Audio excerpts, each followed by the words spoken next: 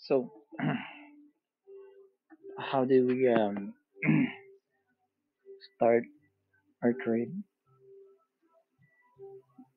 Bali, good morning guys. Walang magawa eh. Gawa tayong video.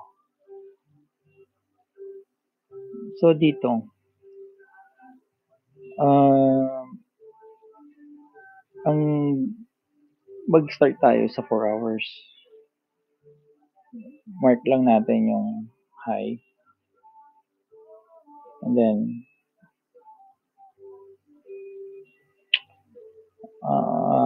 resistance.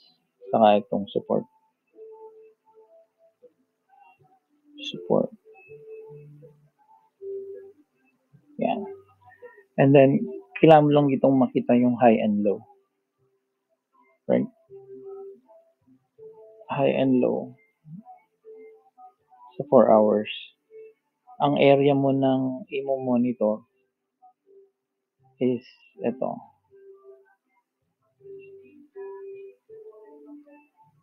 Ito ang area mo na i-monitor. Give and take. Right? Yan ang bearish mo. And then, ang bullish mo, ito.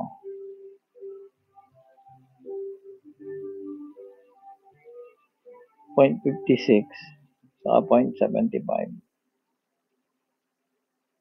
Yan ang i-monitor mo. Bullish mo. So, paano mo i-monitor yan nang hindi ka nag-aaksaya ng oras? Kung naka-trading view ka, pwede kang gumamit ng parallel. And then, gawa ka ng entering parallel. Or kung gusto mo, exiting. Pero ito, entering to kasi gusto mo siya makita sa loob eh. Pag pumasok siya sa loob, doon ka palang mag-start, mag-abang kung hanggang saan siya aabot. So, entering ka dyan. Once nag-enter ka na, pwede mo nang gawing exiting. So, entering sa 4 hours, create. So, this one too. Gamitan mo ng parallel. Ito lang kasing parallel lang merong alert. Kaya yan, ginagamit natin. Entering parallel. Create. So, from there, maghintay ka na lang. Itong bale, hintayin mo yung pumasok dito. Once na pumasok na yan, go for long, right? Kasi nasa baba ka na yan. Ngayon, kung in case na, like, ito, itong unang to. Tanda mo nasa 4 hours ka. So, itong area na to, yan. Yan ang pupuntahan mo sa lower time frame. Nung unang pumasok dito yung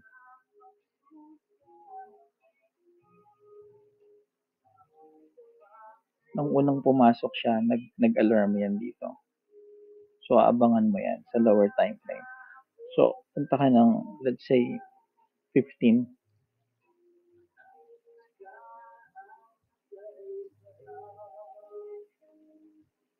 15. Ayan. Sa 4 hours,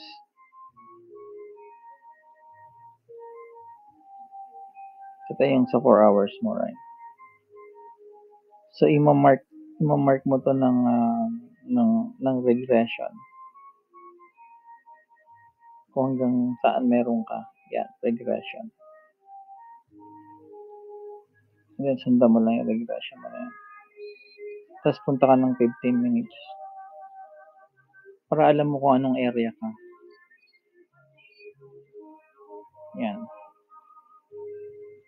Dito, ang minomonitor mo bale, lalabas siya dito. Sa parallel na to. Which is, kailangan mo i-adjust. Right? Yan. So, magagawa ka na naman ng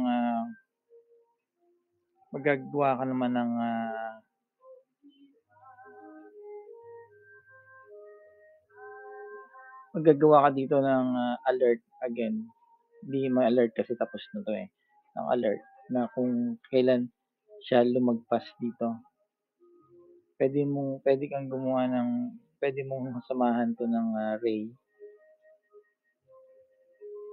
And then pag tumama dyan sa ray na yan, ibig sabihin palabas na siya. Or ito, i-alert mo i-alert mo tong 50 saka 200 na pag nag-cross up, ibig sabihin, ready na yan. Ready na yan for trade. Ready na for trade. Right? So, sa 4 hours, ayan yung 4 hours mo. So, once na nag-alert yan, ready na for trade or pwede ka rin mag-measure dito. Right?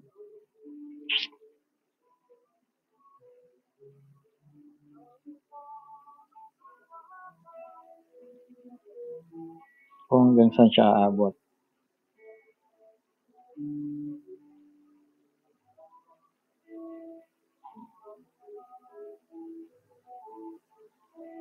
So, somewhere around here. But mas maganda yung alert mo na lang siya pag hindi ka nagawa sa yung oras. Yung line na yan din ang line ng 4 hours mo. Yan din yun. Kaya lang, pag tinignan mo sa 15, maliliit lang yung candle mo kasi kada isang candle niyan is 15 minutes. Pero yun pa rin yung range niya, hindi nagbago.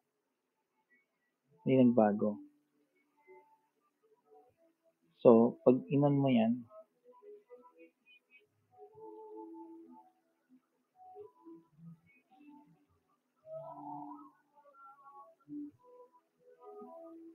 meron siyang play.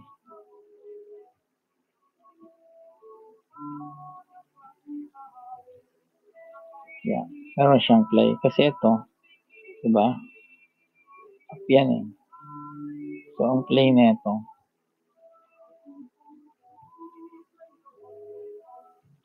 dyan ang, ito. Yan. So, pagdating dyan, kung gusto mo, kasi gagawa ka uli ng hanggang pinakamaliit yan eh. Di ginawa mo nito kanina eh. So, pwede mo uling gawin dito yan. So, ang gagawin mo lang dyan is, kukunin mo lang din to. Kasi yan ang pullback, di ba? Ito. Pullback na ito.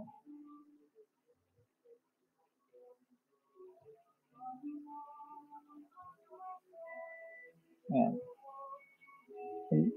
Yan dapat yan. Yan. Pero, mas mababa pa siya. Kaya kailangan mo talagang i-monitor. Kasi hindi natin alam kung kailan bababa. So, ito yung una, ito yung pangalawa. Kinuha mo tong height na to. Tapos dyan sa height na yan, para lang din yan ito. Right? Para lang din yan ito. Itong height na to. Pero nakita mo yan sa 15 minutes. Ito. Up. Itong minomonitor mo. Itong pullback niyan. Pag mineasure mo kasi itong impulse na yan, ayan ang pullback niya. 0.56 sa 57. Ngayon, ang gagawin mo dyan is either lagyan mo ng parallel uli. Delete ko to. Either lagyan mo ng parallel uli. And then monitor mo tong lumabas. Right? Or pwede mong puntahan sa 1 minute. Ano itsura niya sa 1 minute? So, ito yung bullish mo.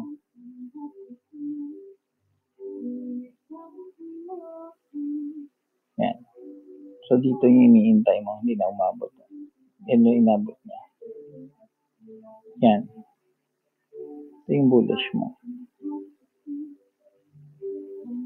Para makita mo sa 1 minute kung anong kanya. So, ang takbo nito is ganito, di ba? Ilalagyan mo yan din sa 1 minute. Ganito pa din yan. Parehas pa din ang ginagawa natin kanina. So, ito yung area mo.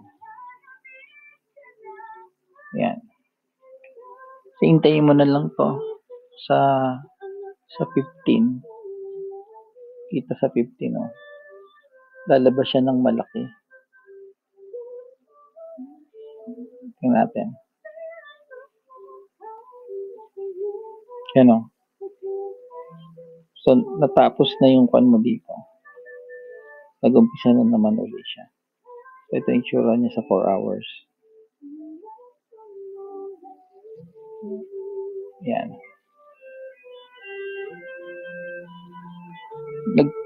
Sa 4 hours, nag-confirm din siya. So, itong si flow, paakit yan. Pero kung gusto mong hulihin yan, syempre, dadaan ka sa process. Kunin mo itong mababa.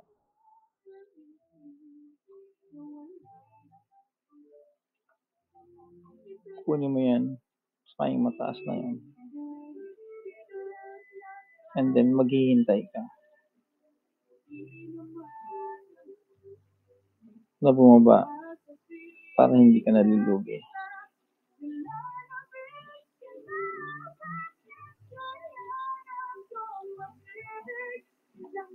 Ito ang entry mo na ito ang entry, pero hindi ibig sabihin mag-entry ka na agad. Siyempre mo monitor mo pa din yan. Paulit-ulit lang. Right? Yan. Hintayin mong lumabas yun, umangat na gano'n. Pero ito yung target mo. So, pwede mo yung lagyan ng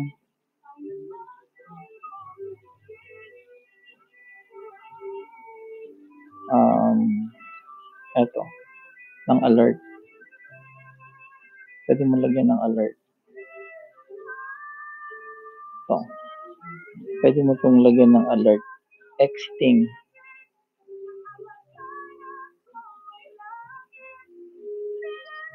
Entering, exiting channel. Right? Pag umexit siya dyan, ready na yun for trade. Pero 4 hours yan, so matagal yan. Ang gagawin mo, pupuntahan mo tong maliit na to. Let's say, sa 15 minutes. Yan. Or subukan mo sa 1 minute. Sa 1 minute, nag-confirm na siya. Right? Ibig sabihin pataas. Pero hindi pa natin alam kung strong yan. Kasi 1 minute lang yan. Sa 5. Ayan, sa 5 nagdidikit siya. So ngayon kung magdidikit yan, pwede mong i-monitor yan palabas na gano'n. Lagyan mo lang ng parallel.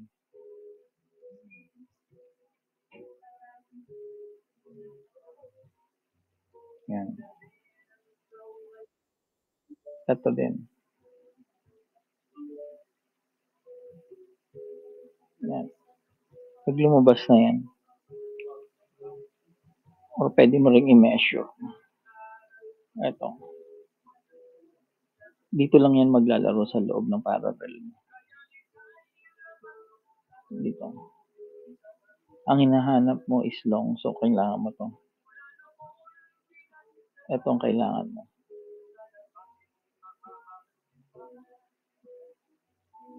Kailangan mo ang long. So ito ang kailangan mo. Pag long, yan ang long. Tapos yung pullback ng long ang kailangan mo. Entry.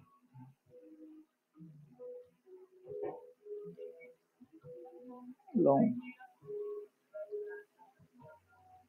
Yan.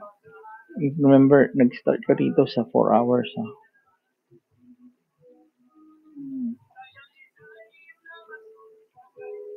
Wino-workout mo lang yun. Ayan ang entry mo. Yan. Yan ang inaantay mo. Pero kung titingnan mo yung buong 4 hours,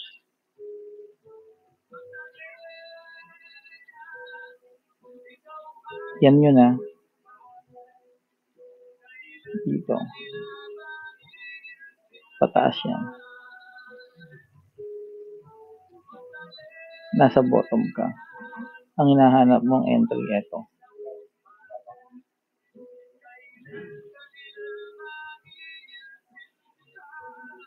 Ito.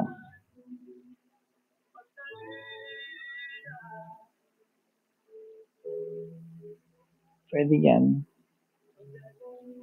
Right? Pwede rin ito.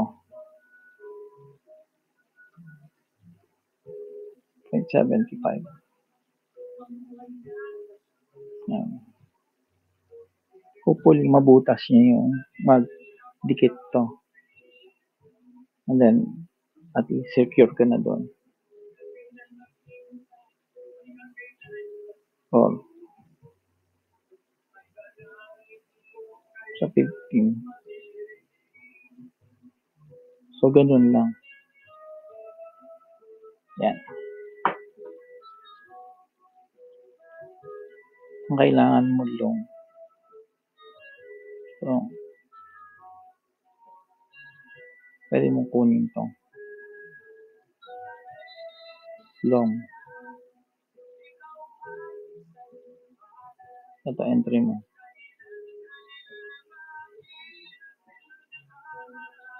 0.5.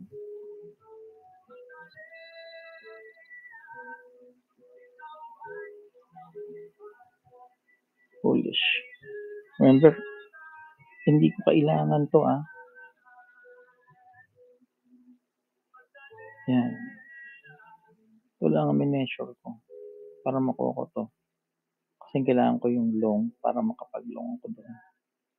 Anyway. Ito, 4 hours.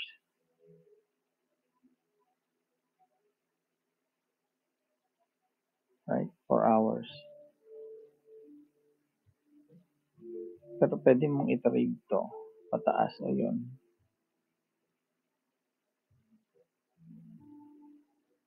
Bigyan mo lang ng parallel. Pag lumabas ang parallel sa lower time frame.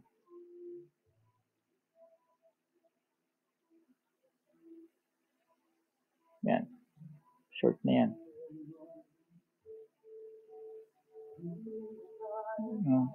Ito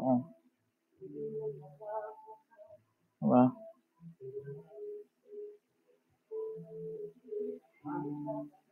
Ganun lang. Start ka sa 4 hours. Anyway, that's all for today.